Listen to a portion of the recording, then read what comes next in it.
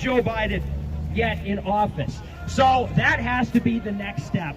We have to hold these politicians accountable or it will never end.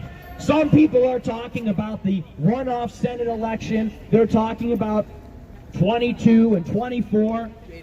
We have seen such widespread and blatant fraud in this election that if we don't call it out now, they will steal every single election until the end of time. That's right.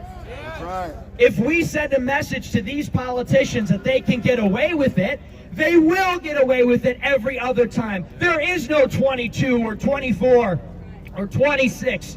There is only 2020. So we have been out here for the past 3 days demanding a special session so that we could get a proper audit of these ballots. And there was some good news today. In Pennsylvania, their state legislature officially voted to have an audit of the votes. They don't, yes. They don't need the governor for that. They don't need the state senate for that. They have called for an official audit. And if you look at a state like Pennsylvania, I don't know if anybody's seen these numbers. I saw this just today on Twitter. They are accepting a higher percentage of mail-in ballots than 2016. Much higher. Because in 2016, if there wasn't an address or a date of birth or a signature on the ballot, they would throw out the ballot. And that's the way it should be. Because we have to know that the people who are being sent these mail-in ballots and sending them back in are the actual people that the ballots are registered to. This year, they're not discarding ballots that don't have a date of birth. They're not discarding ballots that don't have an address. They're not discarding ballots that don't have a signature. How can you know that any of these votes are legitimate if you don't have any information to corroborate them? You can't do it. And they don't know who's voting, whether it's dead people or it's people voting 2 times or 3 times, or they send 100 mail-in ballots to a nursing home and some guy fills them all out and sends them back in, some Democratic operative. Out-of-state voters. That's out-of-state voters, exactly right. In Nevada, it's happening all over the place. People from the Civil War, dead people from the Civil War, they're using their names too. So we know, stop the steal! Stop the steal! Stop the steal! Stop the steal! Stop the steal! Stop the steal! Stop the steal! Stop the steal! Stop the steal! Stop the steal! Stop the steal! Stop the steal! So we know there's a fraud. There's no question. And I don't know about you, but I was awfully disappointed yesterday with Tucker Carlson. Did anybody see that? I mean, what the hell? We expect better. We do. And you know something? On election night, it was Fox News that first called Arizona prematurely for Biden. Compromise. It was Fox News that refused to carry President Trump's press conference 2 days after the election. And we expect that from the liberal media, of course. We expect that from CNN and MSNBC and every other network. Right. But we are the people that are watching Fox News, and they betrayed us. And I'll tell you, I have been a fan of Tucker Carlson for a long time. He has said things that a lot of people are afraid to say. And he has given a voice to a variety of conservatism, which I think most people in the country agree with strongly. And after Fox News called Arizona prematurely for Joe Biden, I said, I will never watch Fox News again. Ever. I said, but maybe Tucker is okay. But since the election, what has Tucker Carlson been talking about? Where are you? The day after the election, he was talking about how the polls are really fake. Really? The polls are fake? We've known that for 5 years. We've known that for decades. The polls are fake. The polls are fake. The ballots are fake. And the ballots are what decides the election. Why don't you talk about that? And last week, he's talking about how, well, the Democrats didn't fare so well because defund the police isn't good political messaging. Talking about the political messaging of the left, we're in the fight of our lives. President Trump is fighting for his life and he is fighting for this country. And you talk about political messaging like this is some kind of political salon in Washington, D.C. Who cares? And last night was just the icing on the cake. Last night, we have lawyers from the Trump campaign, Rudy Giuliani and Sidney Powell. They're the only lawyers fighting for President Trump. His other lawyers have quit. They've gone home because they don't believe. But Rudy Giuliani and Sidney Powell, you know, I didn't like the hair dye dripping from the face. That was a little embarrassing. But they're the ones that are out there making the case for the most important political moment, maybe in this decade, maybe since World War II or the Civil War. And where is Tucker on this? Undermining their credibility. He should be undermining the credibility of this fraudulent system. He should be undermining the credibility of Joe Biden's false and illegitimate claim of victory in this election. Right. Yeah. But instead, he has thrown us under the bus. And now who's our new hero? Sean Hannity? I never thought I'd see the day. And I like Sean Hannity, I do. But Tucker Carlson, you were supposed to fight for us. Shame on you. It's a disappointment. And some people said, well, you're overreacting. It's misrepresented what he said. He has got the biggest megaphone in this country. Surprisingly, even bigger than this one. But he has got the biggest megaphone in the country. People watch him. It's millions of people every night. He's bigger than Bill O'Reilly, bigger than ever. And at this all-important, critical hour of decision, where is he? He is not fighting for us. You could say at the bare minimum, well, it wasn't great. It wasn't terrible, but it wasn't great. It should be exceptional at this point in time. He should be fighting for us tooth and nail because it's us that watch him, it's us that watch Fox News, and it's us that vote for the Republicans. But the point being is this, it's really not any different than what we've been talking about for the past few weeks. The real enemy is not the left in some sense. And I said this yesterday.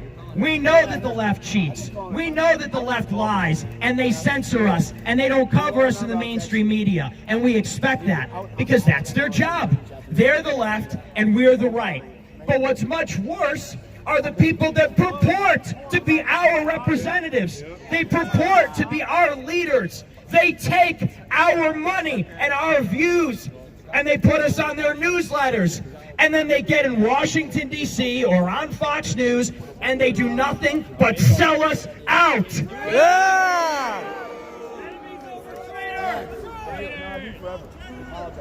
And we have been fighting globalists and Democrats and leftists for a long time. But there has been a war going on in the American right for decades. And I'm sure some of you who are a little bit older than me, you may remember the Tea Party 10 years ago. And everything that happened there, where it was hijacked and co-opted. And something that started out grassroots, fighting for the real people of America, was taken over and destroyed. You may remember the Ron Paul Revolution in 2012. And they did the same thing to him. They screwed him over and they shut him down. You may remember somebody by the name of Patrick J. Buchanan. And Pat Buchanan tried to run against George Bush in 1992, and he couldn't make it. That's right. But this is an intergenerational struggle within the American right. It's a battle between the establishment, which is owned and controlled by the same special interests that control the left. Yep. The same open border special interests, the same big tech special interests, the same free trade and foreign war special interests. It is a fight between them and us, the American people, that actually comprise the constituency of this party. And when all of this is said and done, no matter which way it goes, it's very unpredictable. It could go for President Trump. It could go for Joe Biden. It's a very dicey situation. But either way, our resolve must be the same. Never again can we be fooled and screwed over by the GOP. I'm done being a sucker.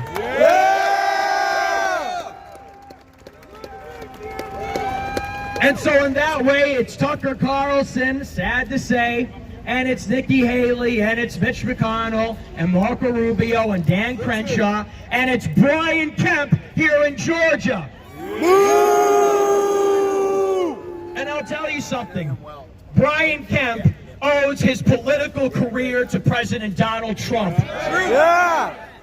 Just like a lot of these people that have gotten elected in the past 4 years. President Trump has a 95% approval rating in the Republican Party. That is more than any other president in history. More than Ronald Reagan, more than Lincoln, more than anybody. President Trump won 73 million votes in this election. He is the largest vote getter in the history of the United States of America.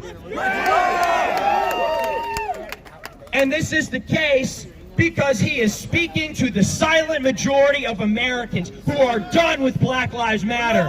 Yeah. And they're done with Antifa. And we're done with the liberal media. Yeah. And we're done with big tech. Yeah. And President Trump has galvanized this silent majority. People all across this country, flyover country, in the hinterlands, in the hills, and the country.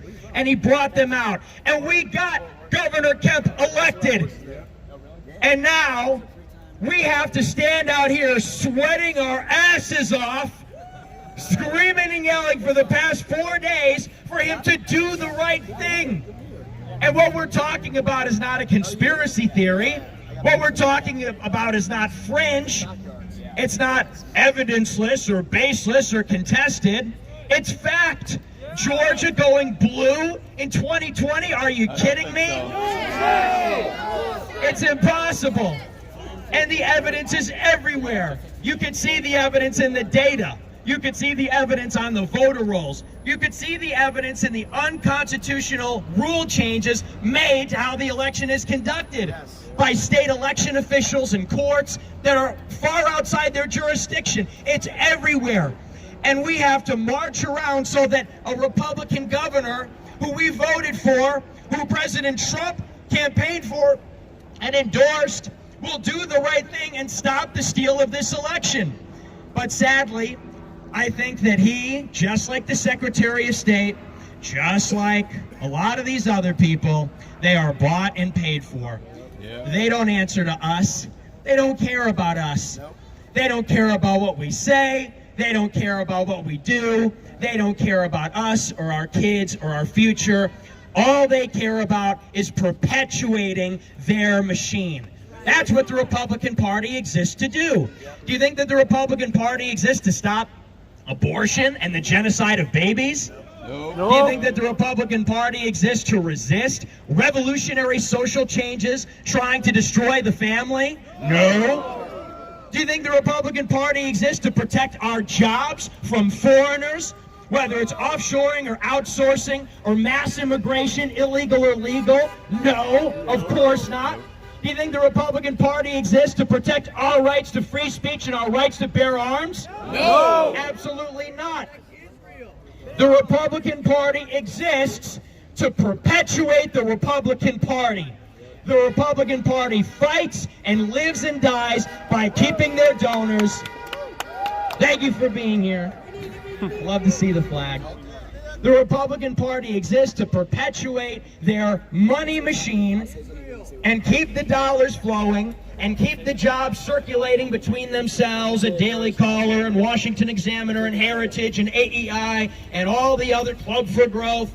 That is all they exist to do. It is time for that Republican Party and that Republican establishment to be swept aside and discarded because they are useless. Yeah! That's right. So no matter what happens, our allegiance is to President Trump. Yeah! Our allegiance is to America and Americans first. Yeah! America first! America first! America first! America first! America first! America first! And ultimately, that's what we're fighting for. When it comes to all the decisions made, in all the places where decisions are made, in giant corporations, in the halls of state governments and federal governments, you are not being put first. They are being put first. Right. And just take a look at the lockdown. It's a perfect example. This coronavirus lockdown should be remembered as the largest wealth transfer in the history of the United States. Yeah. And the wealth is flowing from your businesses and your jobs, your local small businesses and restaurants, and it is flowing all the way up to Amazon. It's being scooped up and sucked in. They stole from our family, you're right. Like venture capitalists, like vultures. They have bought this country, they have bought our politicians, they are ripping this country apart, and they are selling the spare parts. That's what they've done to us. And you will see that happen like you've never seen it before if Joe Biden gets in. Take a look at his transition team. How many lobbyists? How many former Google employees? How many people from the major S&P 500 companies have been hired to aid in his transition? We know Joe Biden is not a legitimate president, and not just because he lost the election, but because Joe Biden isn't even mentally competent. This guy can't even do an interview for 1 hour without forgetting his name and where he is and what he's running for. And we know that. He's cadaver-elect. He is a puppet, and the globalists pull the strings. And once he gets in, it will be a feeding frenzy for the anti-human, anti-American, anti-white, anti-Christian globalist elites that have been trying to take this country down for centuries. So it all comes down to this battle right here. In Georgia, in Michigan, in Wisconsin, in Arizona, and in Pennsylvania. Don't let anyone tell you that it's over already. Don't let people tell you that we don't have a chance. If we didn't have a chance, they wouldn't be censoring us on Twitter. Yeah! And if we didn't have a chance, they wouldn't bother trying to put a stop to all of this, but they are. They're censoring and suppressing and shutting down like never before because they, in some ways, anticipated that this would happen. So don't let them fool you into thinking that Joe Biden has got this locked up or that they'll get away with this. They will only get away with it if we let them. Yup! So we have to keep turning out here to these state capitals and to the houses of these politicians because we need to make them feel the pressure. This is personal. Think about what has been done to us intimately and personally in our lives. The lies that they teach your children in schools, it's disgusting. Yeah! They come into our libraries in our communities with drag queens. Boo! In our schools, they teach your children that their ancestors were responsible alone for slavery and for racism and colonialism. They get your children hooked up on drugs. They send them to a therapist, and boys being boys, they put them on SSRIs, and they destroy their minds, they destroy their bodies and their souls. They're taken from them. Boo! And if they're not put on drugs by their therapist, they're put on drugs by their peers or by pushers in the streets that we bring in from Mexico. If it's not Ritalin and SSRIs, it's heroin. If it's not Oxycontin, they're being put on crack and whatever else. And we know what's happening. Look at Atlanta. Our sons are being made addicted to pornography, and our daughters are being put up for sale on OnlyFans. Boo! And who's talking about that? Nobody. No one. Not Tucker Carlson. Alex Jones. We are. We're talking about it right now. We the people are talking Nick! This.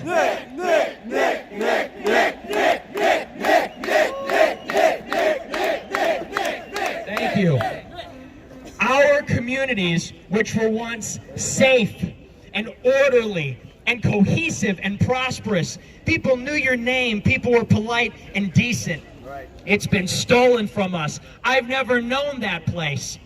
In its place, we're getting the third world. They're bringing the third world here from Mexico and from China and from India, and they're rebuilding it right in your home. They're rebuilding it in your school and in your place of business, and we have to put a stop to it. Yeah!